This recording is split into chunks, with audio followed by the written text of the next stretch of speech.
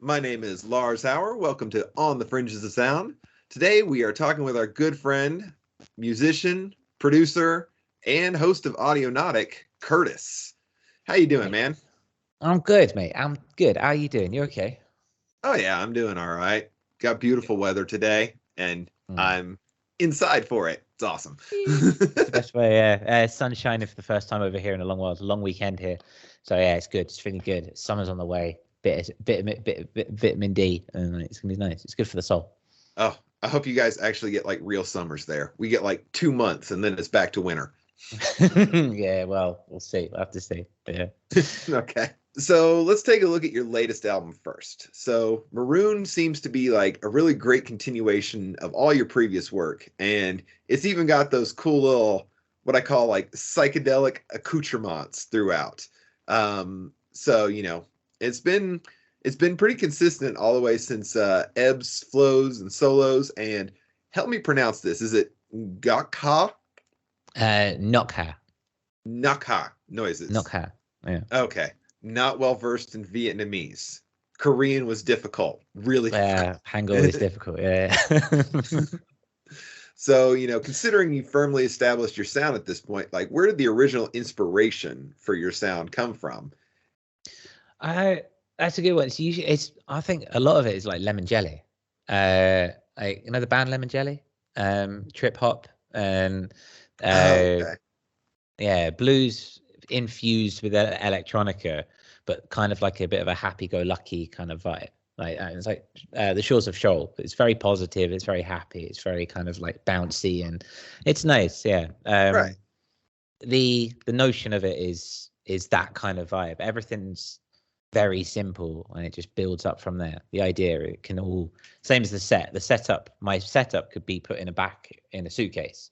And the same idea is that it's all kind of live based. It's all improvised. It's not particularly, I don't use modal chords and I don't use long, difficult time signatures and key signatures and stuff. It's all very, if you imagine a ragtag bunch of musicians just meeting up on the street and just having a jam, that's kind of how I take the approach to everything that I do. Okay. So also, I got to ask, like, where do you keep finding all those like epic spoken word samples that are in your tracks? That's a variation. There's either Internet Archive, which there's a little controversy around it recently, but I think it's still going for now. Okay. They're talking about shutting it down, but also just YouTube and podcasts. I listen to a lot of podcasts, and so right. If I'm just listening on the earphones or something like that, I've always got an aux input into the interface. And if I hear something, I'll just jam it in old school, just plug it into Ableton and just track it and then chop it up and move things around and pitch shift and stuff like that. Okay. So you do most of like your musical work, you do it inside Ableton or? For the majority, yeah. Ableton itself is the glorified tracker that it is. Everything's got a space. Everything has got like, everything has its parts. So, for example, like bass and then arpeggiators, and then I've got like pads over here. For example, I've got the guitar behind me. It's like a band, and everything has a space. Those are all like synths. Those aren't MIDI controllers, right? They are synth. The hardware synths. They also do have MIDI outs, which go into the interface, just for doubling up and for the sheer lols, I suppose, but they are synthesizers. The Novation Ultra Nova and the Korg Monologue are the two main ones on the desk. I do a lot with the Launchpad, which I don't know if you can see, but I do a lot of like finger drumming with the Launchpad and stuff like that. And that's kind of when I transition to Ableton, that's kind of when that clip launching sequencing kind of happened and the live stuff becomes more of a thing, Okay. But it's mainly hardware. I do use MIDI. When I write, I tend to start with mainly the hardware stuff, and then the MIDI comes in later as I'm kind of like finessing and thickening and kind of like cultivating different ideas, that kind of thing. So you're doing like most of like the tracking and stuff inside of Ableton, but most of the sounds are coming from like hardware. Yeah, for the majority. Okay. Yeah. There's a few pieces of MIDI, like a lot of Maroon used what is it? 88. What's it called? The 88, the Waves Audio 88 vintage keys for that Rhodes sound. And that was on the MIDI keyboard. That was pretty much a staple for the period in which I was writing that. But that's the first time I've really done that. That's just because I was in a listening to a lot of 07 before I was writing. So that's just kind of where it comes from, you know. Okay, gotcha. So yeah, I noticed that before Maroon came out, you really started getting into posting your jam sessions, especially on your Instagram Reels. So, you know, I'd be scrolling through Instagram and I would see some of your reels and I would listen. And then when your new album came out, it's just like, some of this sounds kind of familiar.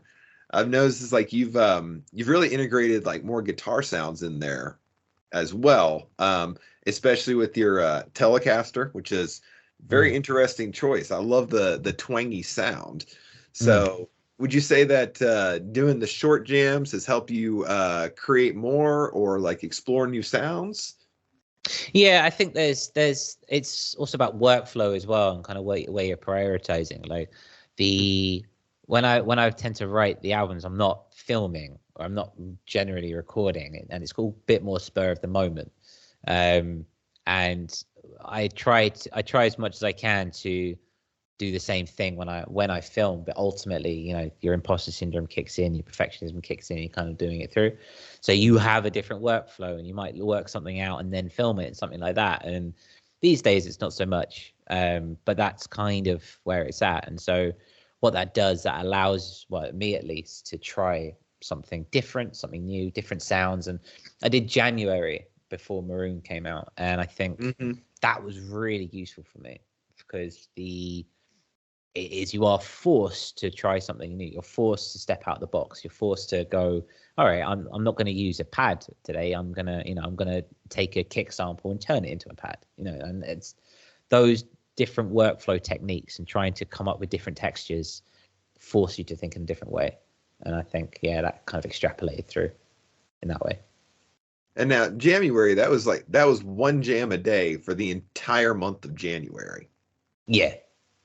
Oh man.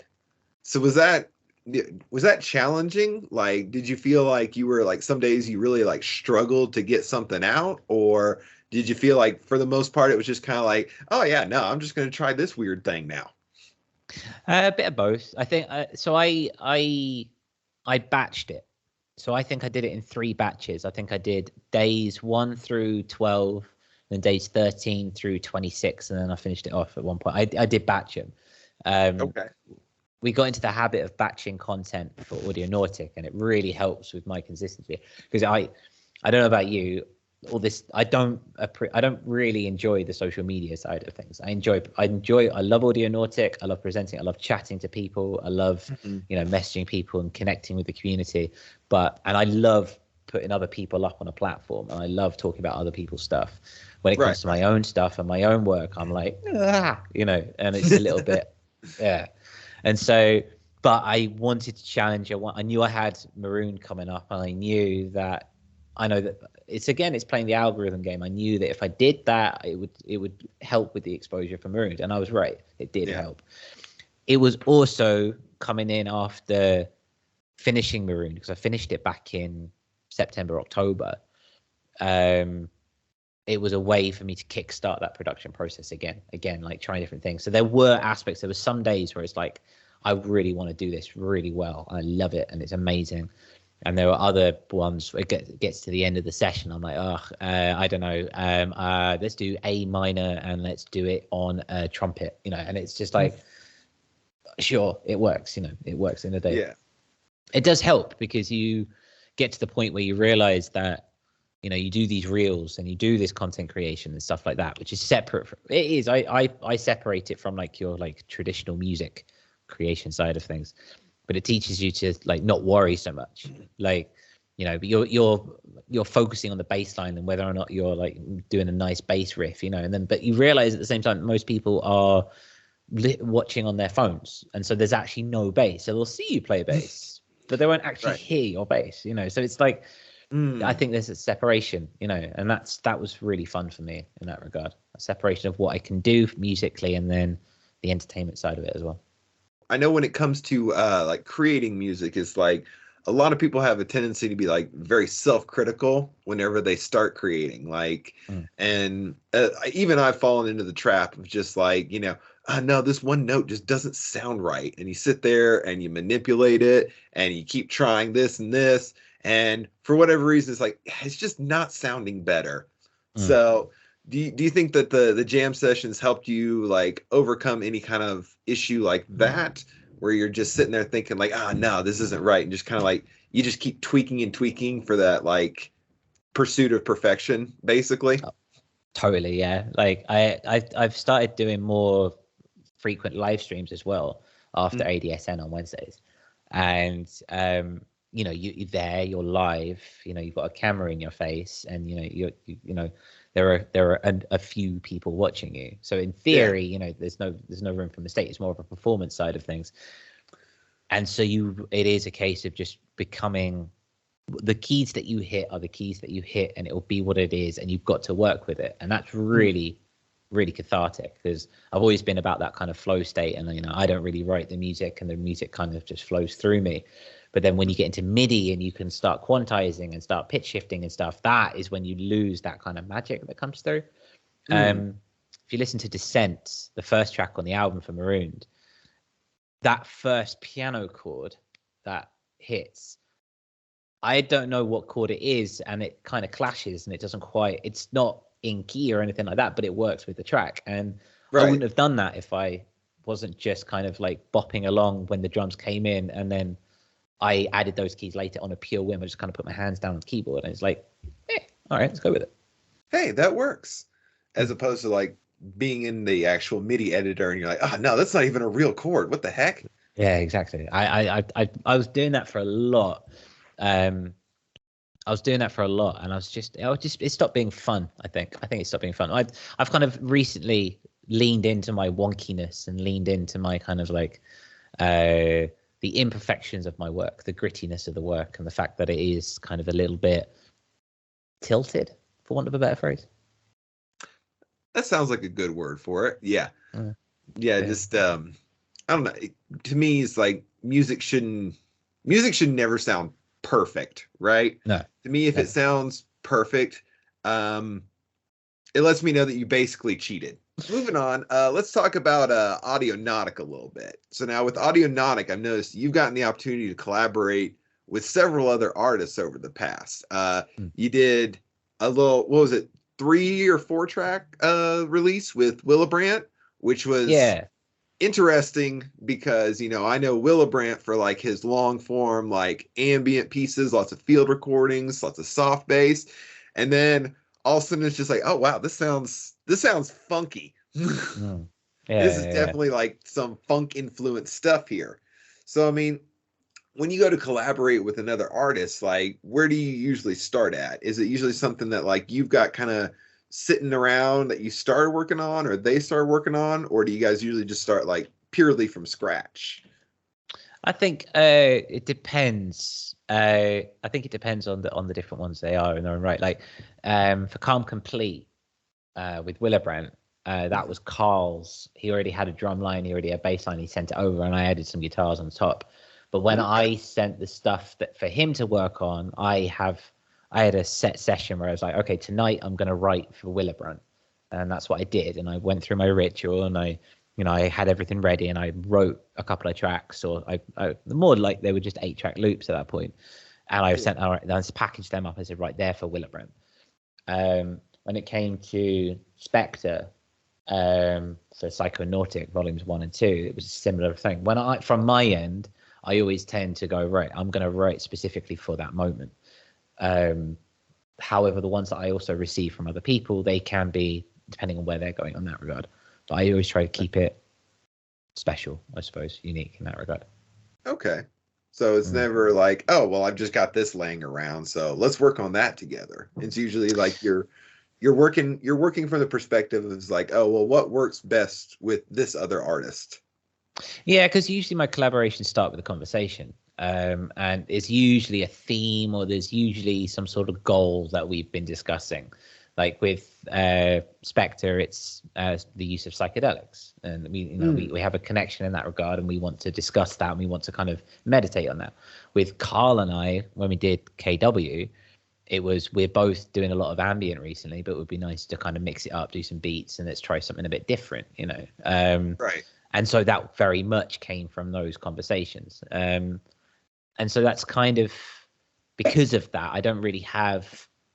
I have backlogs and backlogs and backlogs of stuff, but because of the magic of those conversations that happen, I always come from a point of, okay, well, let's treat this nicely, and let's do this, and let's kind of give it space of its own, let it grow from within, if that makes sense. So I just have to ask, Spectre, like I remember a couple years ago, it's like he was putting out quite a bit of work, but I haven't really heard from him recently. Yeah. He's just dropped an album, actually, I think about last month or in really? This month. Yeah, he just dropped one. And he's come back he's been doing his own thing for a while. There's been stuff in the real world. He's been playing around with different monikers and stuff as well. Okay. And so he's been less prolific, but he's been kind of just doing his thing. He recently he dropped off for everyone. I didn't speak for him for a while. When he dropped his album, we kind of started chatting again. So it's nice to rekindle that relationship with Matt, and I hope he does more. And it's nice that he's bringing Spectre. At one point, he was Spectre was over. That was in the moniker, and the project was over. But I think he's kind of revitalized it. Yeah, I know. There's several people who are just like, oh no, the project is over. The project is over. It's like, it's never over. Come on, man. Yeah, there's always work to be done.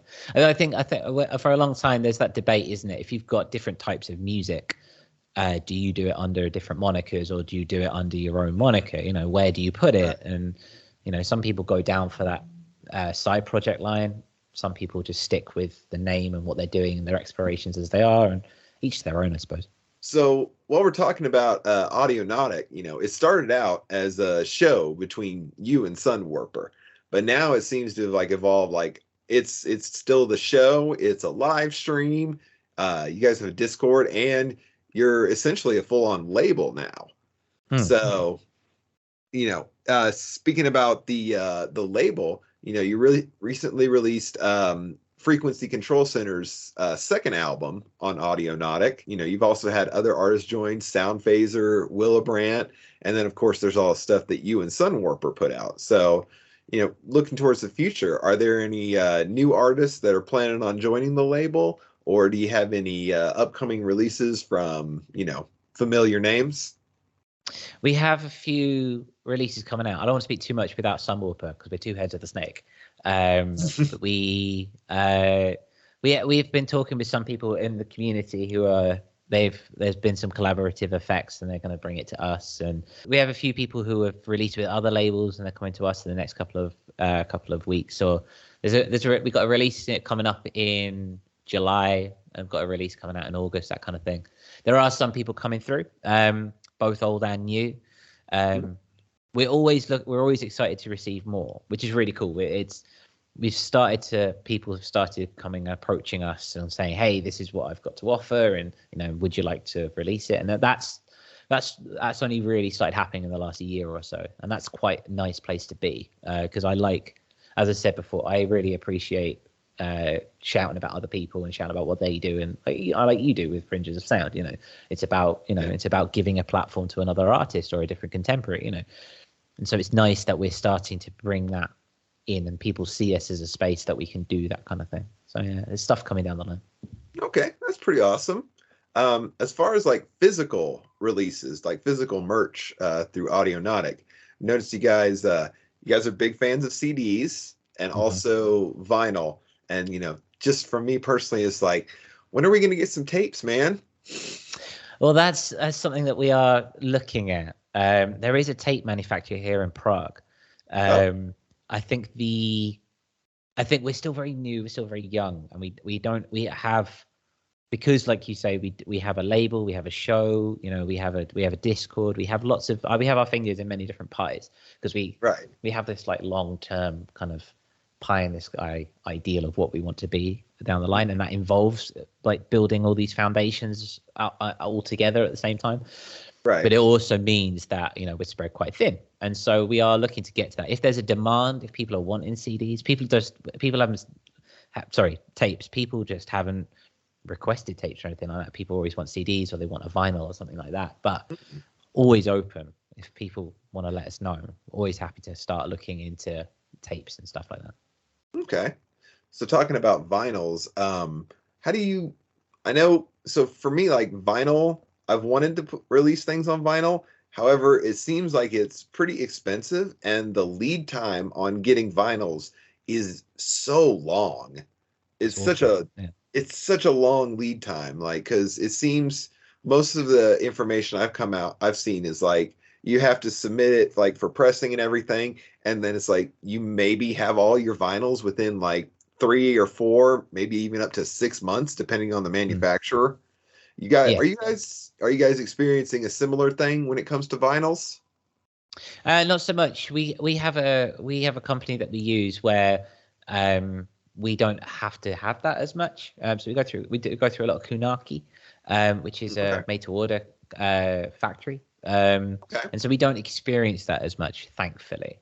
We do have some issues on the back end with like test pressings, and sometimes like imagery is a bit off and that kind of thing. But that backlogs, because we don't go to those boutique sellers, we don't really have that same issue. That explains why you guys are able to actually put out vinyls in a timely manner. Like everybody else seems to be struggling. Yeah, it's kind of nice on that front. So got some new artists joining Audionautic. Got some new releases from familiar names coming out. So where can everybody find you guys as far as like social media and Bandcamp and of course YouTube? Well, yeah, for the majority these days, for the live streams and stuff, we are on the YouTube. We do mainly, we are on Twitter, we are on Instagram as well. We kind of mainly do those two. Instagram primarily, but if you want links and stuff, then it is on Twitter. We are on those three. And obviously the Audionautic Records is on Bandcamp, which is where, and we always release on Bandcamp primarily, but then we send all our artists to the Spotify and the streamers and Apple and all that stuff. So we are in most places that you find us. Spotify, well known for paying artists. I know, great. I can think of no better business model for the music industry in the 21st century. I want to cry. Exactly. Okay, so Bandcamp, it's audionautic.bandcamp.com. That's the one. Audionautic Records. Audionautic.bandcamp.com. On Instagram and Twitter, it's at Audionautic. It is, yeah. It is Audionautic. All right. And then, of course, you have your own personal Bandcamp. Now, is there, and when it comes to like, you know, your personal Bandcamp and Audionautic, is it most the same releases, or on your personal one, is that where we can find the older stuff as well? The older stuff is on my personal Bandcamp as well. So we started Audionautic Records a few years after I started putting things out on Kh3rtis. So the really early stuff. So like Astrolab, Math, my first album, that's on my Bandcamp, but not on Audionautic. I think Knockout Noises as well. I don't know if we did that through Audionautic. I can't remember. But the older stuff is all on my personal stuff, personal Bandcamp, and the newer stuff is all linked now. So it's there. Okay. Audionautic Records is on Instagram, Twitter, and of course on YouTube. Finding on YouTube, we can just search for Audionautic on YouTube, right? Yeah, that's the one. Audionautic. Usually as well, you might want to type in ADSN, but otherwise than that, you'll find us. And you guys do a show every single Wednesday, starting at, well, it comes around noon my time. So yeah, so we have a running joke on the show. So this is it's 11 a.m. Pacific, which I believe is 1 p.m. your time. Is that right? It is 12 p.m. my time, because I'm Mountain Time now. Ah, well there you go. Yeah. Yeah. So we always say we've drummed it into our heads. We always say it's 11 a.m. Pacific or 7 p.m. UTC, which is like GMT. So yeah, if you're in Central Europe, like I am, it's 8 p.m. in the evening. And then aside from that, we can also join you on Discord. I know you guys have been trying to focus more on your Discord and do like chats and stuff. Yeah, we do it with the patrons, and we're trying to do more, like generally speaking, with the community. The Audionautic mission in its entirety is about community. It's about kind of the sharing of ideas and having that safe space to discuss things, and so we try. That's the best model that we found to do it, where people can just like share their work, or they can ask for tips and tricks and stuff like that. So Discord seems to be the best way to do that right now. Well, Curtis, thanks so much for joining us. Great talking to you. Great hearing about all the stuff you have coming out personally, and of course all the work that you and Sunwarper are doing with Audionautic. Great show. I try to tune in as often as I can. I get in trouble at work when I do. But it's worth it. It's totally fine. That's good. Well, thank you very much. It's been lovely to chat to you, Lars.